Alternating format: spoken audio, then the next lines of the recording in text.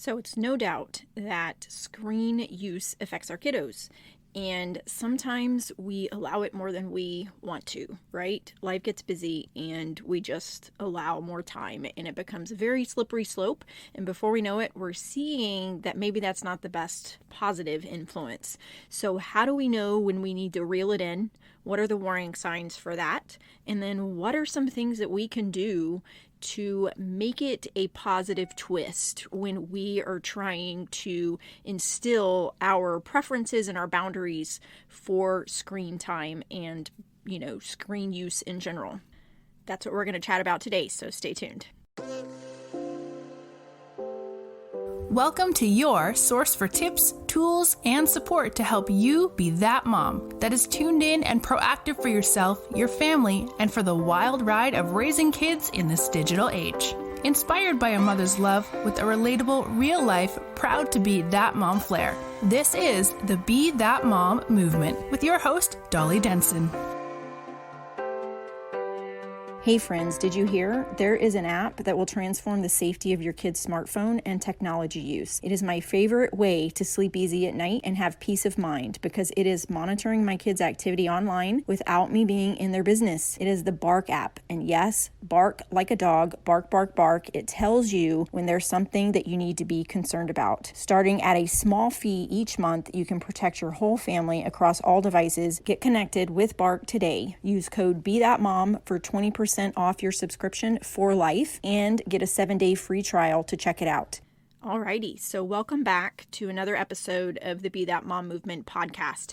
I was looking yesterday, I was working on my Be That Mom Movement method course, and I was looking through my podcast to see a certain topic that is going to be discussed in one of the modules. And as I was looking, I noticed the stats for the podcast on how many downloads I'm getting each month, where they are in the world, and then the total number of downloads that I've had. Now, the growth of my podcast has been slower than other podcasts I know of other podcast hosts that I know personally. And that's just because I have so many different things that I'm working on in my life. Definitely have a lot of different passions.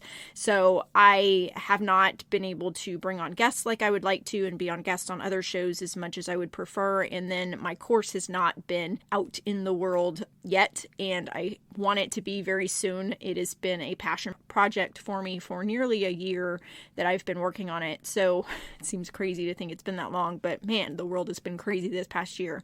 But I was looking at that and I'm just blown away by the number of downloads and the number of people that are listening.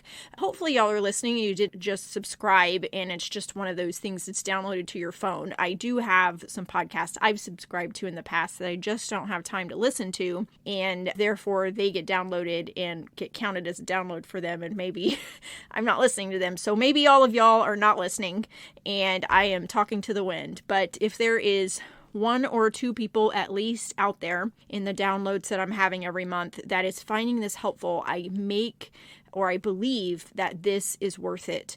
In the end, at the end of the day, I am not here to promote something to you specifically, except for paying forward what I have learned, what I have went through with my own family, and trying to help you navigate this. Once I saw the big picture of things and went through some hard days as a mom. So I hope at the end of the day that you realize that's what I'm here for. The reason that I bring that up is I was in this group on Facebook that was about like moms of boys or something like that. And this mom posted about kind of what we're going to talk about today, but she posted about screen time with her kid, and she felt like, she's just like lost him and it's hopeless and all of this. And so I commented on that post and said, just some of my experiences and what I recommend. And then I commented that I had a podcast. Well, my post got deleted by the people that run that group because they said that there can be no self-promotion. Honestly, I can understand that how that could get out of hand if people are coming in and be like, here, buy this,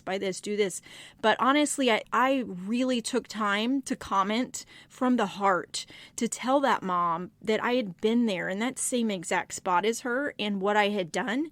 And then they just deleted it because I mentioned that I have a podcast that I am paying forward this stuff, and I would do this completely for free. So it's not about whether or not you are using my affiliate links to subscribe to Bark or Pinwheel or any of that. I am providing that and hopefully passing on a discount for you because I know how hard it can be. But at the end of the day, I do this regardless of that. And so it kind of hurt me a little bit that group was all about, oh, we'll offer help, but don't offer help. So I get it, I get it on the one hand, but I was really kind of offended by that. So I just wanted to bring that up, that I am here for that mom that finds her in the place that I was, or for that mom that is not wanting to get where I was. And I hope that you know that. I hope that you feel that from my heart. The topics that I bring up are things that I'm seeing out in the world that are relevant, that I've been through, and that I just don't want you to take the hard road that I did. Not that you can't still get through it, but things are ever changing in this digital world. So we really have to be proactive in all of that. And, if you've listened to any number of my podcasts, I am like preaching to the choir right now. But if you're new to my podcast, I just want to say that I am here to provide you with some nuggets to help you on this path. Yours will look different than mine, but at the end of the day, my goal is for you to help guide your kid through this and to not just leave them out in that big, vast, deep blue sea of all the digital things. And whether you realize it or not, they are being impacted and influenced by the things that they see and consume and things that may try to get in touch with them, that type of thing. So I'm not trying to be doom and gloom or scary or any of that, but I truly am just here to provide you tools and all of those things. Okay, so let's get to today's topic. So what I want to talk about today is, when should you be concerned with screen time, or like the effect of them being on some type of digital stimulation, and like what are the warning signs for that, and then what are some positive ways that we can kind of turn that around to where it's not just a negative, these are your restrictions, you better abide by this or I'm going to take it away. Some kids need that, but I think there's a couple things that are pretty exciting that I was looking at today that if I wish that when my kids were younger that I would have had these things.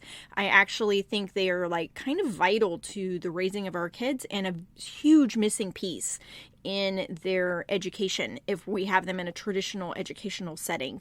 So I'm excited to kind of talk about this stuff today. So let's talk about when you are allowing your kid on screens. Of course, you've probably heard me say this before, but it's best to have it set up to where you have some control over that in terms of where they consume those things and for how long. But let's say you have kind of let them have free reign because they've, been doing good and life's crazy and you're busy with work and those type of things, and you've just kind of let that go. And you notice that some things, maybe you need to do something, but you're not sure, right? Or you're at the point to where it's obvious there's something that you need to do, but you don't know what to do. So I was researching this and I found a psychologist's page where she was talking about 4 phases or 4 categories that kids can fall in terms of the influence of digital things. And where they fall determines what your next action should be.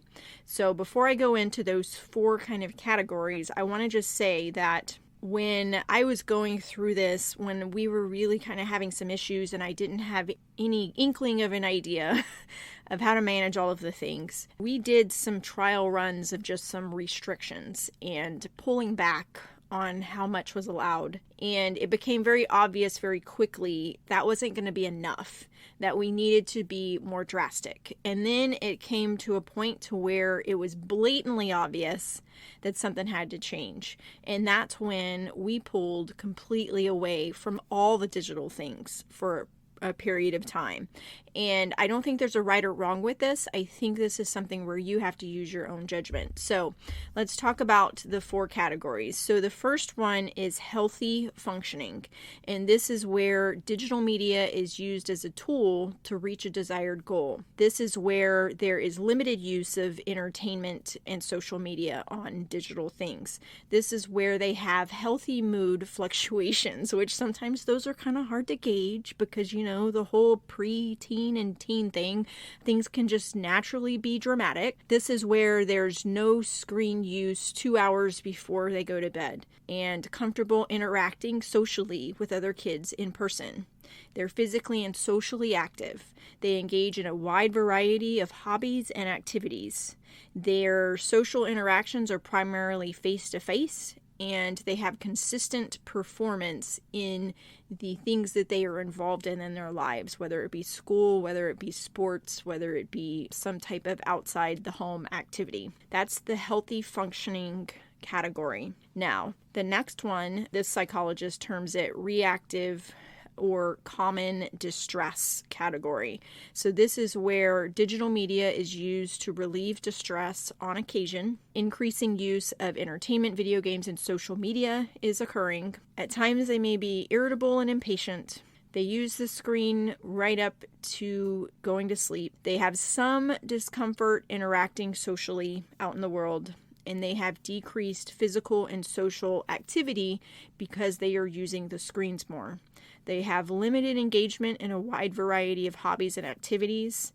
They have less face-to-face social interaction, and they have inconsistent academic or work performance. So if you decided to go ahead and give a phone or give an Xbox, and now you are kind of seeing some of these creep in, those are kind of like red flags or warning signs for you that maybe we need to look at Dolly's Be That Mom movement method course, if I had it out yet, or just look for some way to kind of pull back from things. That was kind of a spontaneous little plug there, but truly that's just one option out there. But now let's go to the third category. This is called impairment in functioning.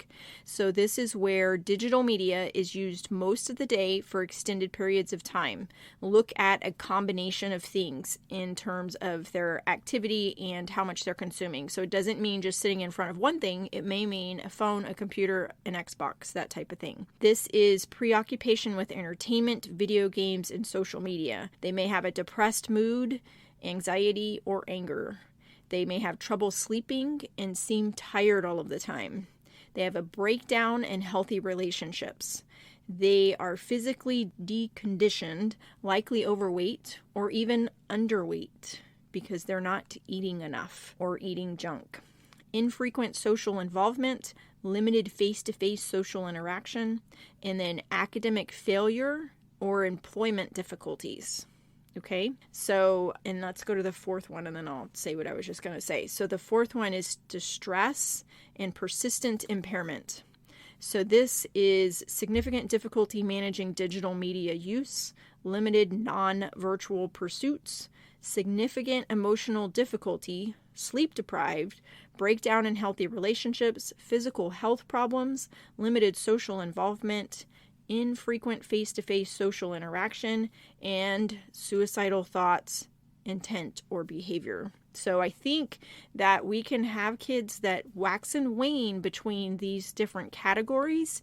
And if your kiddo falls into that third or that fourth one, I would definitely take a serious look at what's going on and try to come up with a game plan. This psychologist that created this chart actually says that that third and the fourth one, that you may want to consider professional care. Now, I will tell you that there is no shame in seeking outside help, and I hope you know that. We sought outside help for a brief period of time when it became too big for us. So if you have gotten to the point to where your child is not functioning out in the world and you are seeing some of these warning signs, please, please, please seek outside help if you feel like it is too big for you to handle, and that is completely fine, completely okay. I know there's a social stigma around that, and a lot of times there are reasons to feel ashamed for that, and I truly did. But sitting on the other side of it, it was one of the best things we could do to get an outsider to help us navigate it, okay? So that got me a little choked up thinking about it and taking me back to that time for us. So now that we've talked about these different categories and we've thought about, I'm sorry, I should have turned off notifications on my computer here. Now that we talked about where your kid might lie in those, I would consider what to do next. So if you feel like they are leaning into the second or the third or even the fourth category at times, then there's different ways that you can do this, and it's going to be completely up to you. But what I recommend is you communicate your concerns with your kiddo as well as your expectations for use. And you can do a trial run of that and see how that goes. Or if it's already been something you've tried to implement some sort of boundaries, think about making a verbal or written agreement as to, the consumption of their things, other expectations that you have for them, such as things that they do around the house every day or every week, those type of things. And then also, like I said before, if you feel that it's bad enough, sometimes what is necessary is a cold turkey detox.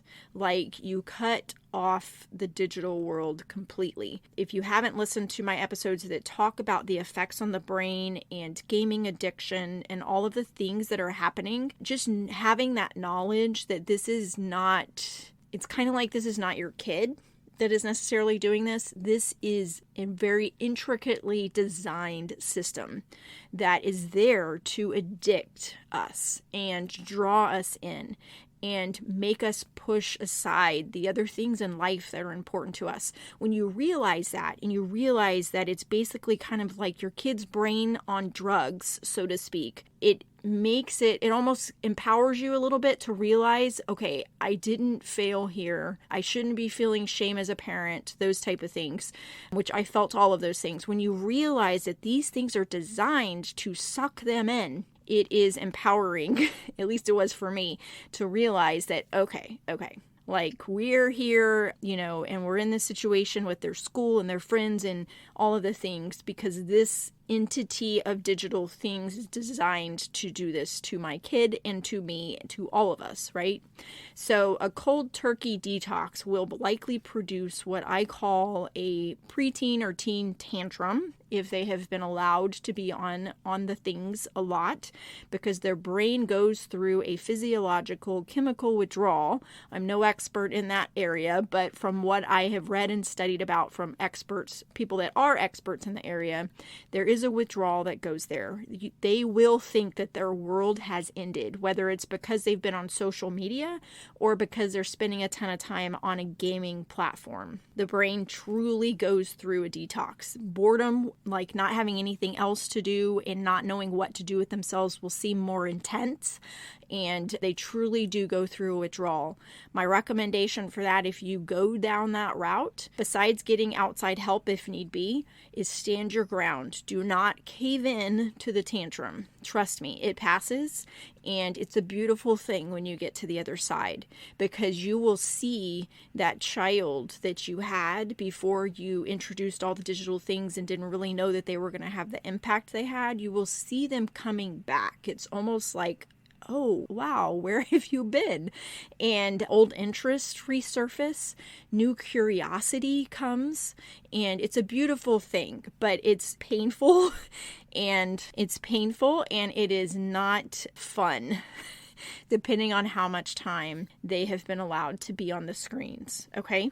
So that is where I would try to course correct, redirect, and that's just going to be up to you and your decision in how that and what that looks like for you. But what I want to talk about now to end out this episode is to talk about some things that are out there that are kind of cool to enforce positive responsibility in their lives. Some people call them, like chores, but I think chores has kind of a connotation of being negative or being work. And maybe they need to have that, need to know, well, there is work in life.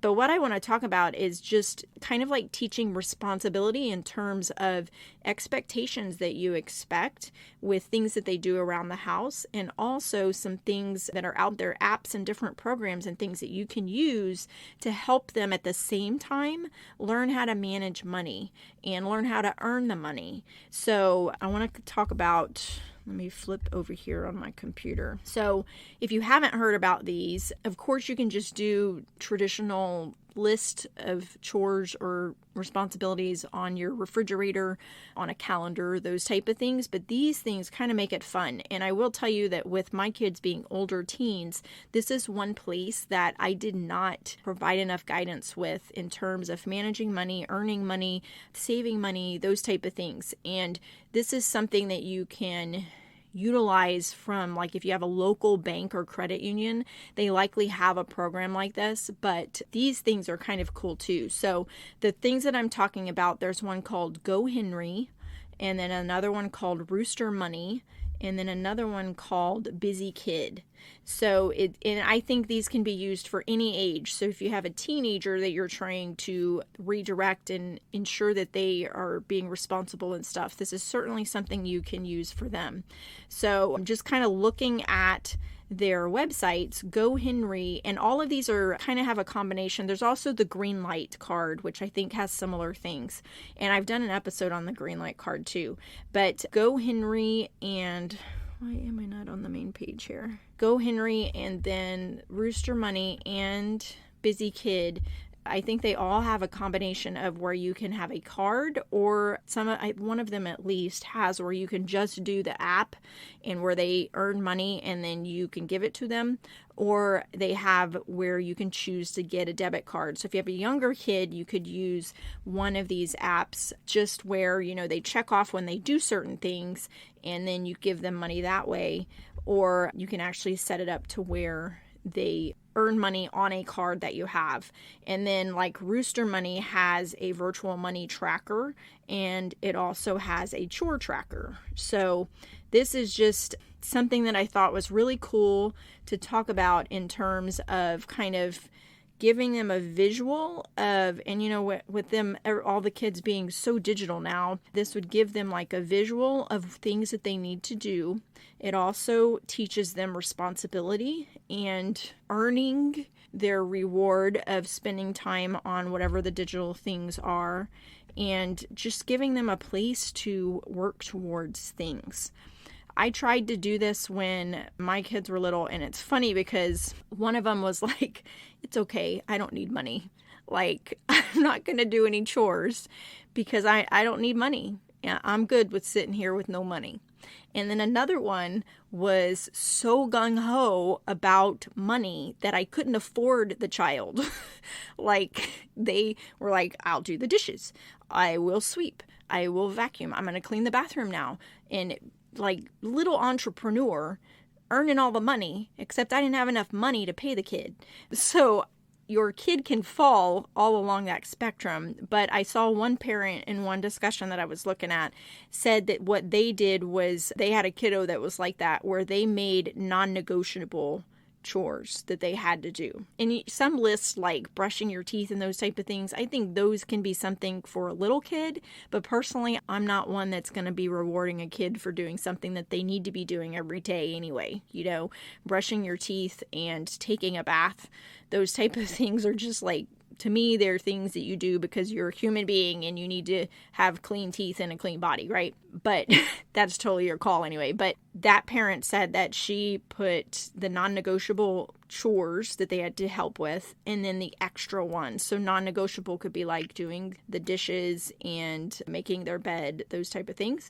And then the bonus ones like helping to rake leaves or helping mow the grass or helping with washing the car, those type of things. So my point in bringing this up is that I think you can be really innovative with this in terms of giving them incentives that make it fun and also teach them responsibility while also teaching them how to manage money. And I think that managing money is a crucial piece that personally I think is forgotten in our formal education system. And maybe that's because we need to be teaching it as parents. We can't make everything fall back onto the education system, although I do think there's a lot of things there that could be taken out and more life skills could be put in there in their place. Some things I just don't think are necessary for our kids to be spending time on if they're not spending time on things about living healthy habits and managing money and how to, just live out in the world world, and that not every kid needs to go to a 4-year college, that some it's more appropriate to go to tech school, all of that stuff. But that's a whole nother topic.